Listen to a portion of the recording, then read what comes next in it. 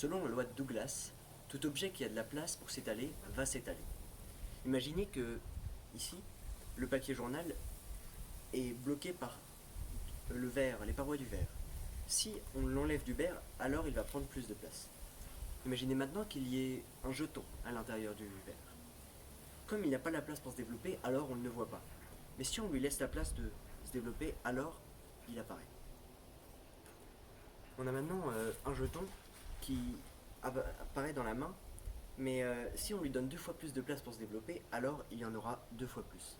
Ici, 2 jetons. Si on met ces jetons sur une surface encore plus grande, ici par exemple, cette surface, on a maintenant 3 jetons, un bleu et 2 rouges. Et si on met ces 3 jetons sur une surface encore plus grande, juste ici, on en aura maintenant 4, un bleu et 3 rouges. Ce qui est encore plus intéressant dans cette loi, c'est de le faire dans l'autre sens.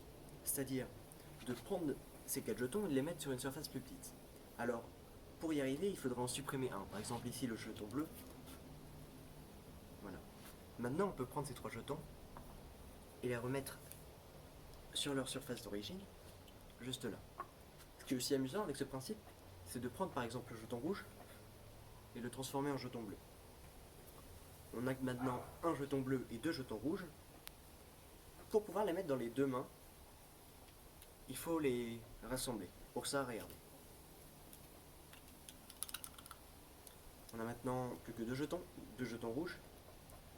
On va essayer de faire disparaître celui-ci. Pour ça, il suffit de ne pas lui laisser la place de se développer, et donc naturellement, il disparaît. C'est la loi de Douglas. Et pour le dernier jeton, je vais avoir besoin du papier journal de départ. Il suffit de mettre le jeton sur ce support et de mettre le verre par-dessus. Pour faire disparaître le jeton qui est en dessous du gobelet, il suffit de ne pas lui laisser la place de se développer. On a donc ici le jeton sous le gobelet et le verre.